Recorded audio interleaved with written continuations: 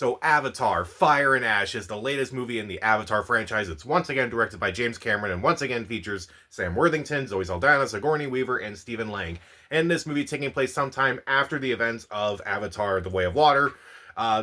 Jake Sully and his family, they deal with the consequences of the actions that took place in the previous movie. And in this movie, they encounter several Na'vi who are basically they use fire instead of water and such, and must face against him while facing against Quaritch once again. So this was a movie that I was admittedly not really looking forward to. Now, yes, I do have the Avatar movies on Blu-ray, but I have a strange relationship with these movies. I remember seeing the very first Avatar movie when it was in theaters back when I was like 15, back when I came out and such, and I remember being absolutely blown away by it at the time. I was blown away by the visuals, and I was blown away at the time by the story, but since then I've seen that other movies have done the story multiple times since then. Have done multiple times before Avatar did it.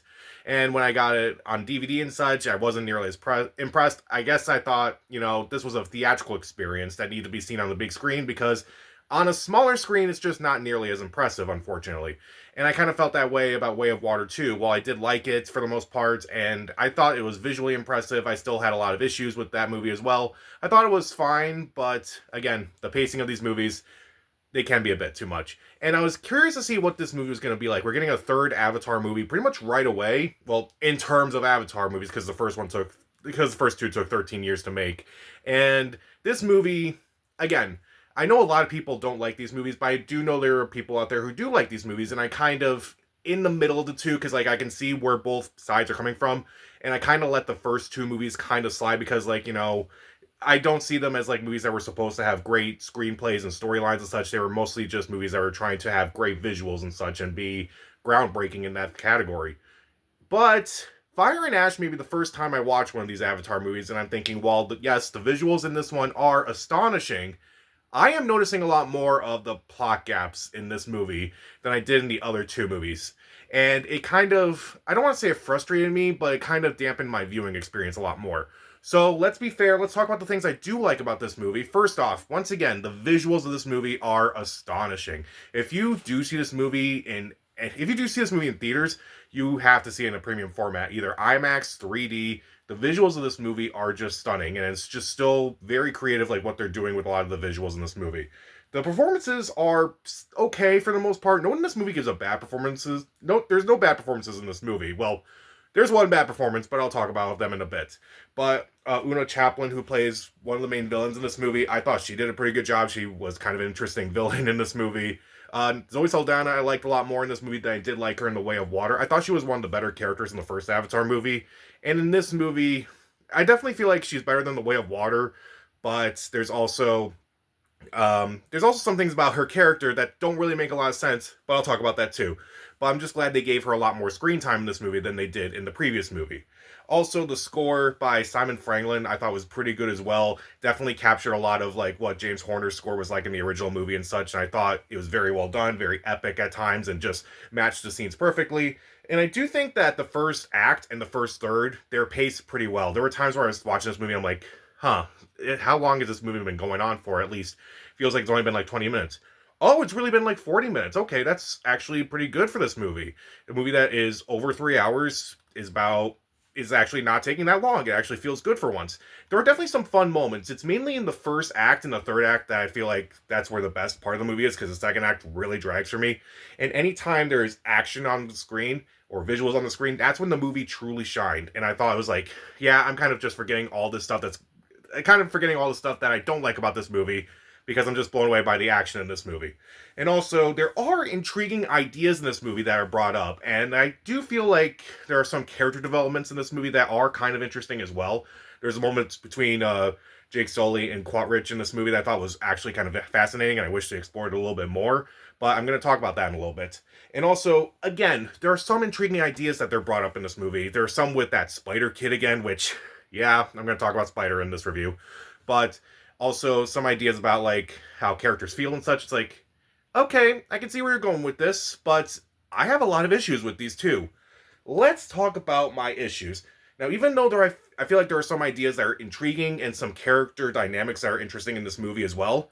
The main character dynamic that I thought worked was the main Na'vi villain and also Quaritch in this movie. The two of them together really shined, but the rest of them, they did not work. Like, I mentioned that there's a moment in the movie between Sully and Quattridge where it seemed like, oh, maybe they're actually going to work together to try to stop what's going on and such. No, not really. It's kind of just going back to him kind of being the main villain of this movie once again, and that's just lazy at this point. I just couldn't care. Also, there are a few ideas, like at one point, Natiri, very early on, she's kind of like going on this vendetta against humans and such, like, because if you didn't see the last movie, one of her sons was killed by a human in that movie. And I thought at first, that's kind of interesting how they're going about it. But then I thought about it later, I'm thinking, wait a minute, her husband was technically a human first, before he became a Na'vi. So that's kind of strange when you really think about it. And again, there are some intriguing ideas that they take with Spider, which, I don't hate Spider. I just am not really a big fan of him either. I'm kind of just indifferent to a lot of the characters in this movie. And they do some things with his character that are very fascinating. And, in these two other movies, they kind of come up with something that's like, oh, we can sell this and potentially make a lot of money off this whole thing. And there's a moment in this movie where I'm thinking, if you could sell this moment as to the rest of humans, this would actually be really fascinating. But everyone in this movie, all the main villains of this movie are just so stupid that none of them think of it. And it just pisses me off so much as like, that would have been kind of interesting. And I feel like you could have made a lot of money off that, but no, you guys are already dumb enough as it is. And also, there's a lot of, like, character moments that just don't make sense, particularly with Jake in this movie. Yeah, I know Jake is not really the most well-defined character and such, or really the most well-rounded character, but there are some moments in this movie where I'm watching it and I'm like, some of his actions just don't make a lot of sense. Like, he has a moment with Spider around the 2-hour mark that I get some of the references to it, but at the same time, not only does it feel out of character for Jake, but they never bring it back up after the scene. And it's just frustrating that they have this moment. It's like, wait, why did you do this if you're not going to, A, follow through on it, B, mention it again? It makes no sense. There's also a moment in the movie where Sully and Quattridge encounter the Na'vi, the fire people at least, and at one point, like, the main villain, she's asking about, like, how to use weapons and such. And then it literally cuts to Quattridge showing her how to use weapons and such, but Jake and his family are still kind of tied up. It's like, wait, Jake and his family are still tied up during this? Why didn't Jake just step up in this moment and just stop this whole thing? That would have made a lot more sense than just sitting there being tied up. He would have figured a way out, I feel like. It made no sense. Like, why? And also, a character from the first movie somehow comes back into this new movie, which, how did they get back? I don't understand. It just does not make sense. And also, while I feel like they definitely showed off the water tribes, for lack of a better term, the water tribes in Avatar, a lot more in the second movie, they did not really show any of the fire people in this movie. I felt like they were just completely wasted. It's like, okay, they look pretty cool, but I wish that we learned more about them. You have this 3-hour movie that could have explored their lives a little bit more, but I think it was just more of a continuation of Way of Water more than anything else. I definitely feel like we could have learned a lot more about the fire Na'vi than anything else. And also, I do feel like the second act is just very slow. That's kind of some of the ones where it's like, I'm kind of drowsy a bit and I'm kind of starting to fall asleep, but I also feel like that's kind of like the least action-packed of the two acts. I feel like the first and the third act are probably the most visual effects and action-packed moments of the entire movie. It's just that second act that just drops the movie for me. And I just felt like it was just kind of odd. And also, Sigourney Weaver.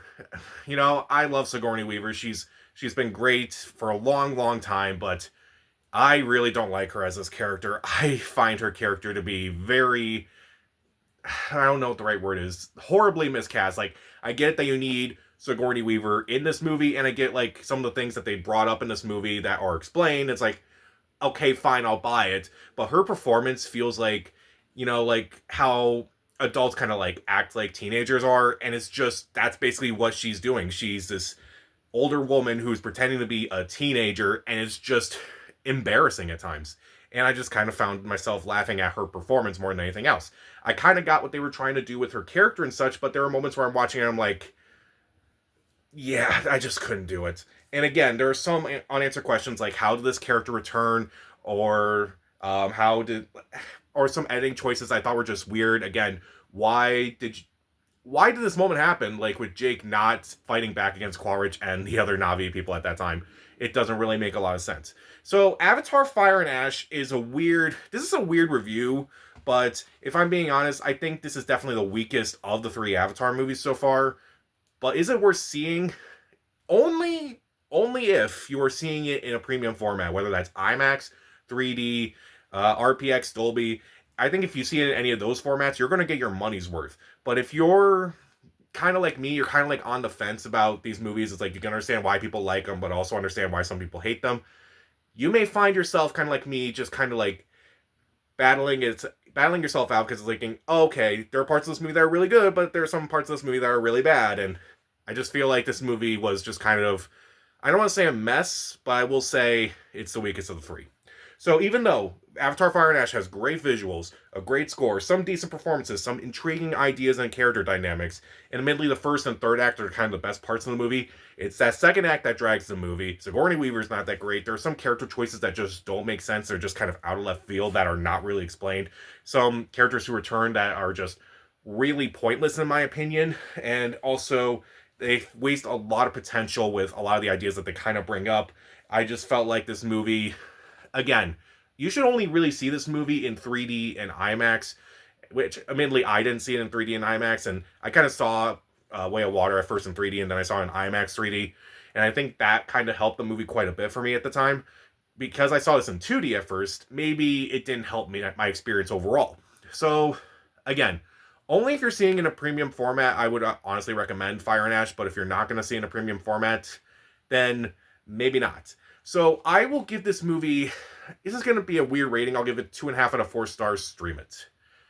I do think these are movies that are worth seeing on the big screen just for the visuals themselves, which kind of makes the rating a little bit higher in my opinion, but it's a lot of those gaps in the story that don't really make a lot of sense, and I just find myself kind of like starting to become on the side of the people who say this franchise is not that great, which is unfortunate because I was still kind of defending this franchise for a while, and now I'm just like, I don't know if I need to see another one of these. So, what are your thoughts on the Avatar franchise, and also what's your favorite James Cameron movie? Comment down below, subscribe to the channel. This is Pat, and stay safe.